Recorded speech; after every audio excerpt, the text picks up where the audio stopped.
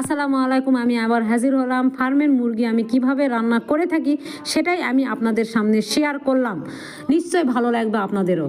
এই যে আমি একটা প্যান নিয়ে নিলাম, ওই প্যানে আলুটা একটু ভেজে নিলাম, নিয়ে ওই প্যানে আবার তেল এবং পেঁয়াজ কুচি দিয়ে ভেজে নেড়ে চেড়ে নিয়ে ওখানে আমি শুকনো মরিচ কয়েকটা দিলাম এবং তেজপাতা দিলাম একটি, কয়েকটা কাঁচা মরিচ দিলাম, কালো ফল, দারচিনি, এলাচ, লবঙ্গ ওখানে অ্যাড করে দিলাম। দেওয়ার পরে একটু আবার নেড়ে চেড়ে নিয়ে এখানে আদা, রসুন, জিরা বাটা একসঙ্গে আমি দিয়ে দিলাম এবং কাঁচা মরিচ কিছু বাটাও আমি ওখানে দিয়ে দিলাম।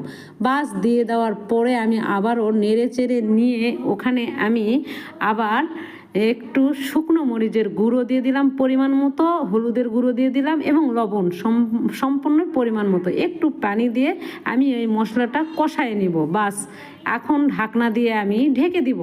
দেওয়ার পরে কিছুক্ষণ পরে আমার মশলাটা কষানো হয়ে গেছে। এই যে দেখতে পাচ্ছেন মশলাটা আমার কষানো হয়ে গেছে।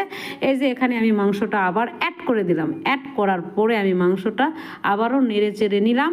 আপনারা যদি পারেন ওখানে কোনো পানি প্রয়োজন নেই, পানি দেওয়ার দরকার নেই। মাংস থেকে যে পানি বের হবে সেটা দিয়ে রান্না করলেই হবে। এই যে আমি আবারও ঢাকনা দিয়ে ঢেকে দিলাম।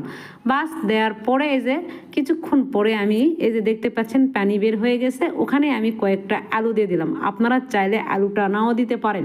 আমার ছেলেটা আলু ভালোবাসে তাই ওখানে আমি আলুটা অ্যাড করলাম, আপনারা চাইলে বাদ দিতে পারেন। বাস আবার নেড়ে চেড়ে নিয়ে আবার ঢাকনা দিয়ে আমি এখানে ঢেকে দিলাম। কিছুক্ষণ পরে দেখবেন আমার রান্নাটা শেষ। এই যে দেখতে পাচ্ছেন রান্নাটা কমপ্লিট। এখানে আমি একবারও নাড়তেছি, নেড়ে চেড়ে পরে আমার রান্নাটা কমপ্লিট। এখানে আমি ধুনা এবং জিরার গুঁড়া উপরে ছিটাইয়ে দিলাম।